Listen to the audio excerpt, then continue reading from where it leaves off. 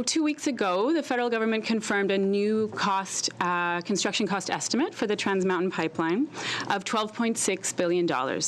This is a 70% cost estimate from what the government was prepared for when the pipeline was purchased from Kinder Morgan in 2018, and more than double the cost from when the project was first proposed way back in 2013.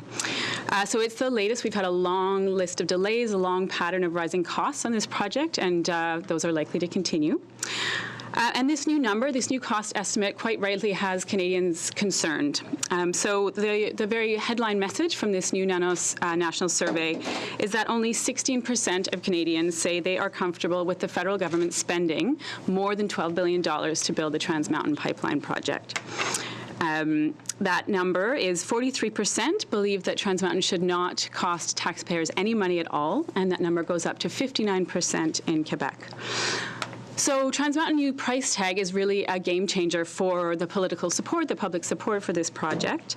We've crossed a threshold, and now the overwhelming majority of Canadians don't support this kind of public spending on a pipeline, particularly when they learn that this is being done with borrowed money.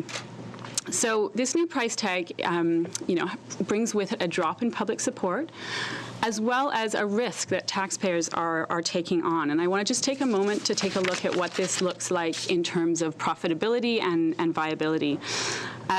So a year ago, the Parliamentary Budget Officer gave a report that said that if costs rose by more than 10%, or if the project was brought into service beyond the end of 2021, the project would be uneconomical to build.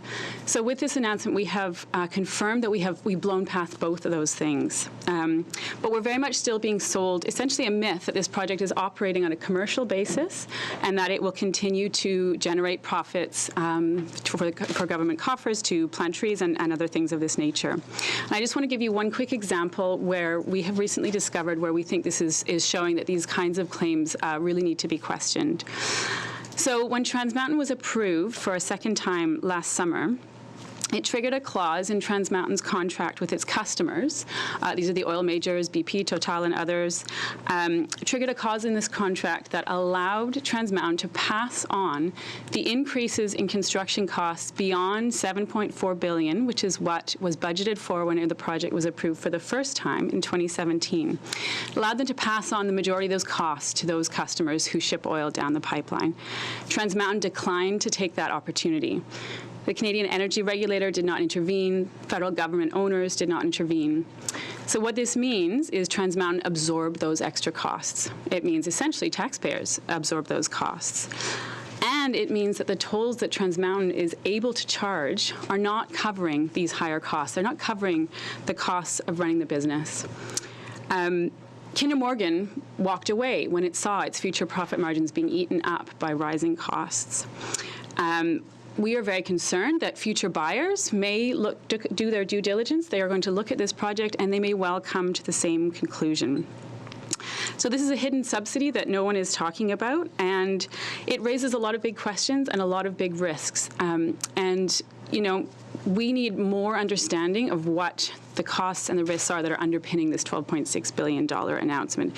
So one thing we'd like to see is that the government release the report that Trans Mountain relied upon to create this new estimate, to create new estimates of profitability so that the public can really understand what it includes, what it doesn't, and assess future risks. Trans Mountain is also due to negotiate a new loan with the federal government in the near future. And this is another moment where we feel transparency is really essential. Right now, this kind of a loan is negotiated behind closed doors between arm's-length government agencies. I, as a Canadian taxpayer, expect the books to be opened up and my elected representatives to have a look at that deal. So I think this new cost estimate that Canadians are so concerned about, this opportunity of a new loan negotiation that's coming up, is a moment to pause and take stock of where we're at with this project. This is not a done deal. Construction has only barely begun. A fraction of pipe is in the ground just outside Edmonton. The majority of the detailed route has not yet been approved. Provincial permits are outstanding.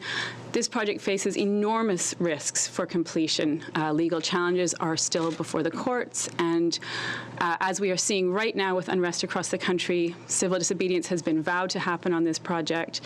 We're getting a taste of what things could look like if there's an attempt to push this project through BC right now. The way I see it is we have learned that money has been spent on this project. $2.5 billion has been spent so far.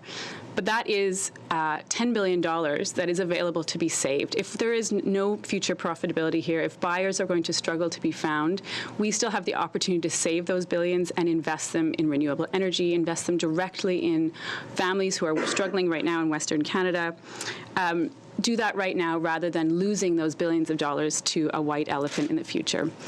So the landscape is changing so quickly here. We're seeing it change right now. Canadians are telling us that this new cost estimate has changed things for them. We feel that a door has been opened here, and we encourage the government to walk through it and choose a different path for Trans Mountain. Thank you.